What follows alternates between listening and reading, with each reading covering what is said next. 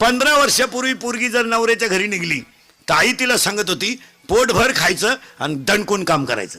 तक्रार आली तर तू येईन मी येईन. आता ह्याच 5-6 वर्षापासून आई डायरेक्ट सांगती एखादा महिना पाय, सगळ्यांचा अंदाज घेऊन ये, नाही तर पाहुणा इकडे घेऊन ये, खाल्ल्या वावरात कांदे वाट्यानं करीन पण तो शान भरायचं नाही. इतक्या धरी कीर्तनात बसलेली तुझ्या पोरीचा तुझा फक्त 4 दिवस फोन नाही, फक्त बोटवर कर. आजचं पाकिट देतो मी तुला, कर बोट. तुला काम नाही का काय दुसरं? तिकडे मर ना, कांद्यात रॉप चिंबट ना, दुसऱ्याची घर का आलं बिगडी ती. उठपळ पुरीला फोन, उठपळ पुरीला. बरं विचारी ती काय जीवली का काय घालून गेलं, बोंबील भाजली खाती.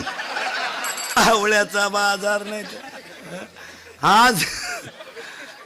आजपासून जर महिला मंडळ पुरीच्या घरी डोकं लावलं तो तू का शेवाय लिहून घे, दिवाळी खात नाही तू ले कशाने.